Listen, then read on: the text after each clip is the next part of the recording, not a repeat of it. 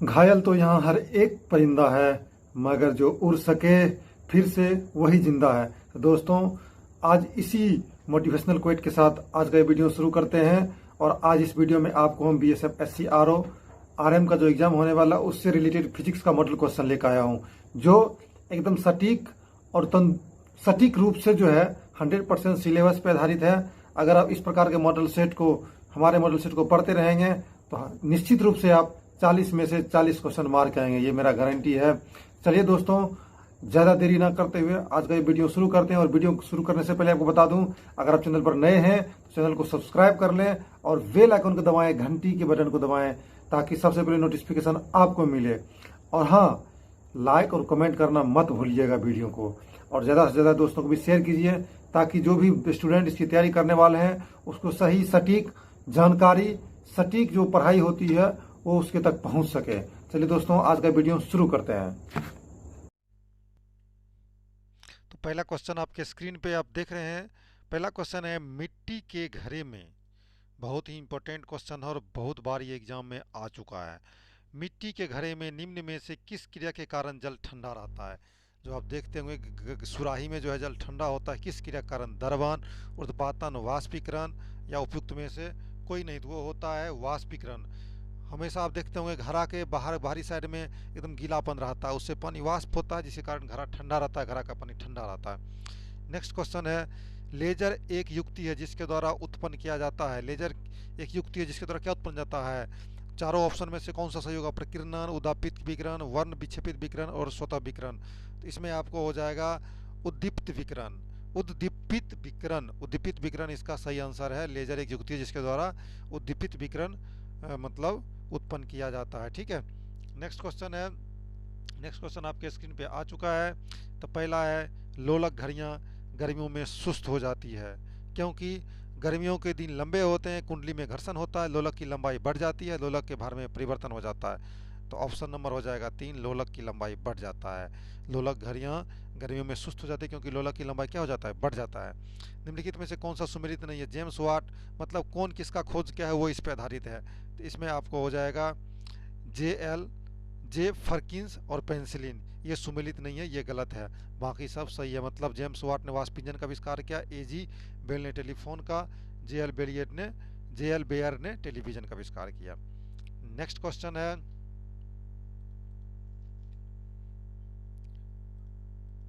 Question है black hole के सिद्धांत को प्रतिपादित किया था। ब्लैक होल का सिद्धांत किसने दिया था? तो दोस्तों, ब्लैक होल का सिद्धांत एस चंद्रशेखर ने दिया था। नेक्स्ट है नाभिकीय रिएक्टर में निम्नलिखित में से किसे मंदक के रूप में किया?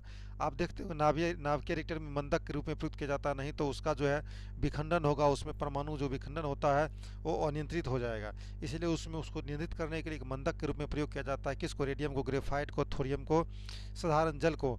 तो इसमें हो जाएगा ग्रेफाइट को नाभिकीय रिएक्टर के मंदक के रूप में उपयोग किया जाता है। बहुत ही इंपॉर्टेंट क्वेश्चन है। नेक्स्ट क्वेश्चन देख लेते हैं। नेक्स्ट क्वेश्चन है विद्युतीय बल्ब का तंतु बना होता है। विद्युतीय बल्ब का तंतु कितना बार मैं आपको पहले भी बता चुका हूं और आज एक बार फिर बता देता हूं। विद्युतीय बल्ब का तंतु जो बना होता है वो टंगस्टन का बना होता है। निम्न में से वाहनों में से पृष्ठ दृष्टि दर्शन के रूप में किस दर्पण, जो वाहन में देखते होंगे जो पीछे वाला साइड मिरर के रूप में जो इस्तेमाल किया जाता है वो कौन सा दर्पण होता है? अवतल, प्रतिपीत, उत्तल या समतल? तो उसमें होता है आपको उत्तल दर्पण का उपयोग। उत्तल दर्पण में हमेशा छोटा प्रतिबिंब बनता है, ठीक है, और क्लोज प्रतिबिंब बनता है, इसलिए वाहनों में जो है उत्तल दर्पण का प्रयोग किया जाता है साइड मिरर के रूप में। नेक्स्ट क्वेश्चन देख लेते हैं। नेक्स्ट क्वेश्चन है एक टेलीविजन में दूरस्थ नियंत्रण के लिए किस प्रकार का वैद्युत चुंबकीय विकिरण का प्रयोग किया जाता है? टेलीविजन में दूरस्थ नियंत्रण के लिए किस प्रकार वैद्युत चुंबकीय विकिरण का प्रयोग किया जाता है? तो वो आपको उपकरण का प्रयोग अवरक्त, वो भी किसका किया जाता है? अवरक्त का। नेक्स्ट है वायुमंडल हमारे ऊपर बहुत अधिक दबाव डालता है परंतु हम इसका अनुभव नहीं करते हैं। क्यों नहीं अनुभव करते हैं? क्योंकि आप ऑप्शन तो चारों तरफ पढ़ लीजिए, चारों ऑप्शन पढ़ लीजिए और इसका सही आंसर होगा पहला, हमारा रक्त वायुमंडल के दबाव से कुछ अधिक दबाव डालता है। हमारा रक्त वायुमंडल के दबाव से अधिक दबाव डालता है, जिसके कारण हम वायुमंडल के दबाव को फीलिंग नहीं कर पाते हैं। ठीक है। नेक्स्ट क्वेश्चन आप देख लीजिए।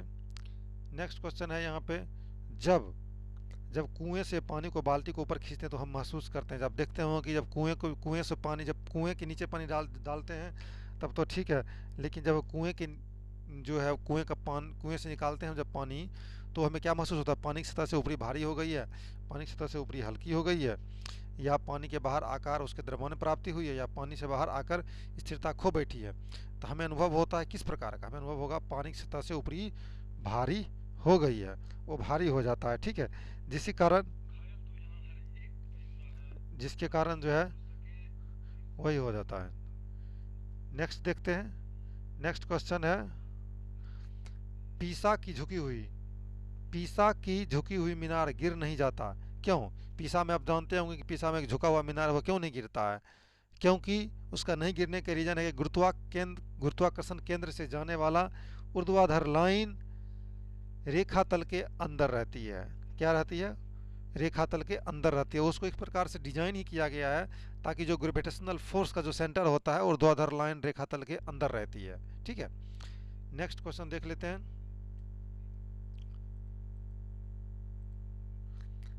मस्तिष्क तथा मेरु रज्जु, आप यहाँ पे देख रहे हैं मस्तिष्क तथा मेरु रज्जु पर चढ़ी झिल्ली में सूजन आ जाने से होने वाला रोग है। अगर मस्तिष्क या मेरु रज्जु में चढ़ी झिल्ली में अगर सूजन आ जाता है तो कौन सा रोग हो जाता है? तो उसमें आपको रोग हो जाएगा मेनिंजाइटिस। कौन सा रोग हो जाएगा? मेनिंजाइटिस रोग हो जाएगा, ठीक है, मेनिंजाइटिस हो जाएगा। नेक्स्ट क्वेश्चन देख लीजिए। गति नियंत्रण के लिए एक एसी वोल्टेज नियंत्रक द्वारा खिलाए गए सिग्नल फेज इंडक्शन मोटर द्वारा उत्पादित टॉर्क के कारण है। जो गति नियंत्रण के लिए हम लोग जो है एसी वोल्टेज, गति नियंत्रण के लिए एक एसी वोल्टेज नियंत्रक द्वारा खिलाए गए सिग्नल फेज इंडक्शन मोटर द्वारा उत्पादित टॉर्क है, तो वो टॉर्क क्या होता है? टॉर्क हमेशा जो है गति का विरोध करता है, आपको पता होना चाहिए। तो वो होता है केवल करंट का एक मूलभूत घटक होता है। वो क्या होता है? वो टॉर्क करंट का एक मूलभूत घटक होता है। नेक्स्ट क्वेश्चन देख लेते हैं। नेक्स्ट है रेडियोधर्मी डेंटिंग। रेडियोधर्मी डेंटिंग एक प्रक्रिया है जिससे क्या मापा जाता है? रेडियोधर्मी डेंटिंग प्रक्रिया से क्या मापा जाता है? आप बताएं क्या मापा जाता है? आपके सामने ऑप्शन पड़ा हुआ है, तो ऑप्शन नंबर हो जाएगा इसमें, आपको बता दूं, चट्टानों का उम्र नापा जाता है। क्या नापा जाता है? चट्टानों का हमेशा उम्र नापा जाता है। नेक्स्ट क्वेश्चन है एक थायरिस्टर पावर कन्वर्टर से खिलाए गए डीसी मोटर के आर्मेचर करंट में रिपल्स होते हैं। आर्मेचर में रिपल्स प्रभावित करता है, किसको प्रभावित करता है? तो वो प्रभावित करता है मोटर के कम्यूटेंशन को, मोटर के कम्यूटेंशन को। थायरिस्टर क्या होता है पढ़ लीजिएगा, बहुत ही इंपॉर्टेंट ये टॉपिक है, ठीक है। थायरिस्टर पावर कन्वर्टर बहुत इंपॉर्टेंट, बहुत बार एग्जाम में आ चुका है। नेक्स्ट क्वेश्चन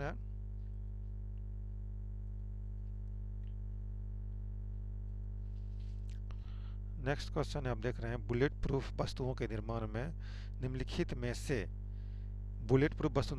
कौन सा बहुलक का प्रयोग? आप देखते हो कि बीपी जैकेट का निर्माण किया जाता है, तो उसमें ऐसा नहीं है कि लोहे का ही प्रयोग किया जाता है। जैसे बहुत हल्का बीपी जैकेट भी होता है जिसमें गोली नहीं जाता है, तो उसमें किसका इस्तेमाल किया जाता है? तो उसमें जो है इस्तेमाल किया जाता है आपको पॉलीकार्बोनेट्स का। क्या इस्तेमाल किया जाता है? पॉलीकार्बोनेट्स का, जो बुलेट को रिकोचिट कर देता है, ठीक है। नेक्स्ट क्वेश्चन देख लेते हैं। नेक्स्ट क्वेश्चन है जिस सिद्धांत पर ऑप्टिकल फाइबर कार्य करता वह है। ऑप्टिकल फाइबर आप पढ़े होंगे, और आजकल जितने भी ब्रॉडबैंड कनेक्शन ले रहे हैं सब में ऑप्टिकल फाइबर ही लगाया जा रहा है। ऑप्टिकल फाइबर के थ्रू ही ब्रॉडबैंड कनेक्शन दिया जा रहा है, तो वो होता है पूर्ण आंतरिक परावर्तन। नेक्स्ट है क्षितिज के समीप सूर्य एवं चंद्रमा के दीर्घ वृत्ताकार दिखाई देने के कारण क्या है? क्षितिज के समीप सूर्य और चंद्रमा के बीच दीर्घ वृत्ताकार इलिप्टिकल दिखाई देने का क्या कारण है? तो इलिप्टिकल दिखाई देने का कारण है अपवर्तन के कारण वो इलिप्टिकल दिखाई देता है। नेक्स्ट क्वेश्चन देख लेते हैं। नेक्स्ट है ईईजी से जिस अंक की कार्य प्रणाली प्रकट होती है वह क्या है? ईईजी एक पद्धति है, उससे किस अंक की कार्य प्रणाली प्रकट होती है? तो होती है मस्तिष्क की। नेक्स्ट क्वेश्चन है स्वचालित कलाइयाँ घड़ी में ऊर्जा मिलती है। जो आप देखते होंगे चाबी वाली घड़ी जो होता है उसमें स्वचालित कलाई घड़ी में चाबी वाला नहीं, स्वचालित कलाई घड़ी में किससे ऊर्जा मिलता है? द्रव क्रिस्टल से, बैटरी से, कर्सर इंधन से, हमारे हाथों के भिन्न संचालन से। तो वो मिलता है द्रव क्रिस्टल से। किससे मिलता है? 21 का एक द्रव क्रिस्टल से मिलता है स्वचालित कलाइयों घड़ी में, ठीक है। बैटरी से नहीं मिलता, ये अलग स्वचालित कलाइयाँ घड़ी अलग है, द्रव क्रिस्टल से ही मिलेगा। नेक्स्ट क्वेश्चन देख लेते हैं। नेक्स्ट है सूर्य की ऊर्जा उत्पन्न होती है, सूर्य की ऊर्जा जो उत्पन्न होती है किस कारण से उत्पन्न होती है? तो उत्पन्न होती है नाभ के विखंडन, ऑक्सीकरण, नाभ के संलयन, आयतन के द्वारा।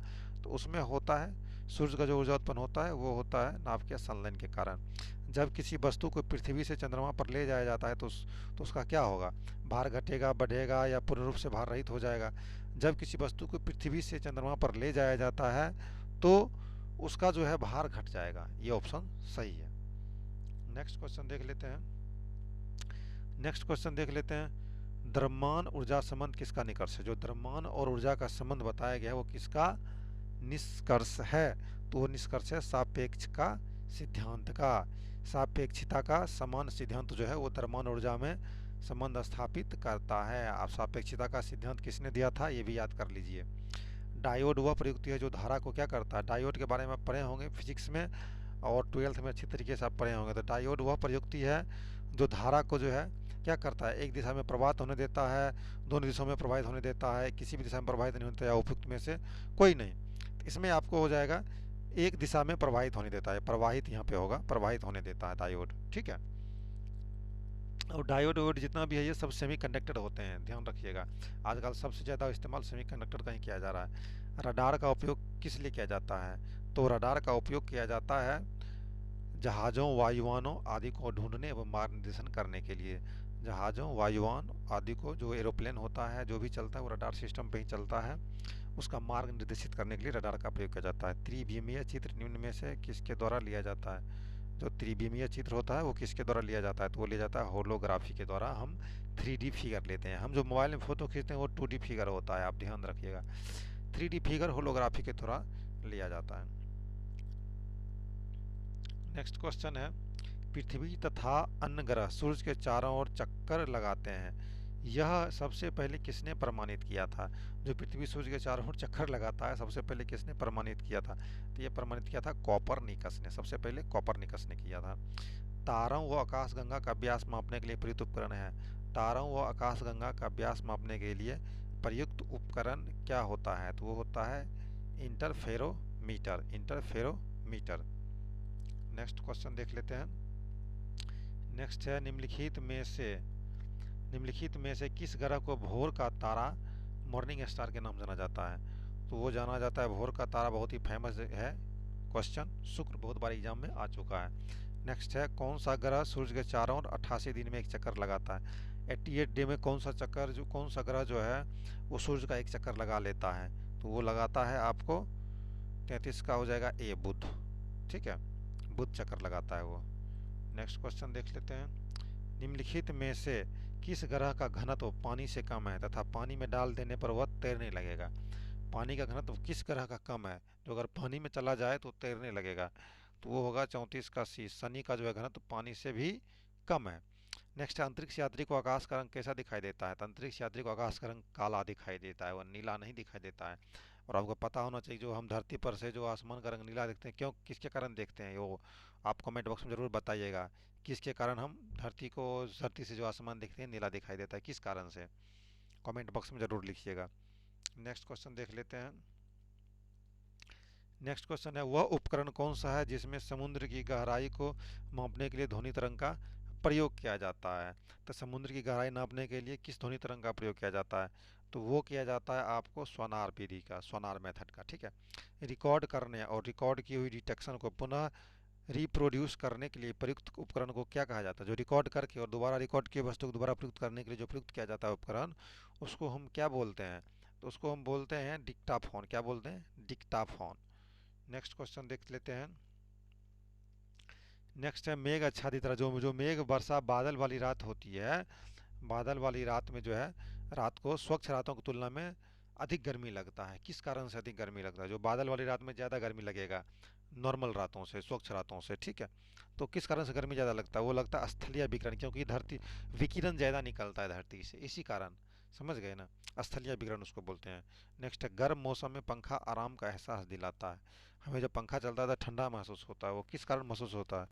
हमारा पसीना दूरता से वाष्पित होता है, इसलिए हमें आराम महसूस होता है, ठंडा महसूस होता है, ठीक है। नेक्स्ट क्वेश्चन देख लेते हैं। तो 40 क्वेश्चन है ये। एक क्षर जो है, एक क्षर चुंबक द्वारा उत्पन्न चुंबकीय बल रेखा क्या होता है? जो क्षर चुंबक रेखा होते हैं, एक क्षर चुंबक है, एक मान लीजिए क्षर चुंबक वाला ये क्षर है, तो इससे द्वारा उत्पन्न चुंबकीय बल रेखा क्या होगा? बहुत बार आपको बता भी चुके हैं। आप कमेंट बॉक्स में इसका आंसर हमें ज़रूर बताइएगा, ठीक है? 40 कमेंट बॉक्स में ज़रूर बताइएगा। तो वीडियो का अच्छा लगा हो तो ज़रूर एक लाइक कीजिएगा, और एक अगर जैसा भी वीडियो लगा हो ज़रूर कमेंट कीजिएगा। मिलेंगे नेक्स्ट क्लास में, तब तक के लिए जय हिंद।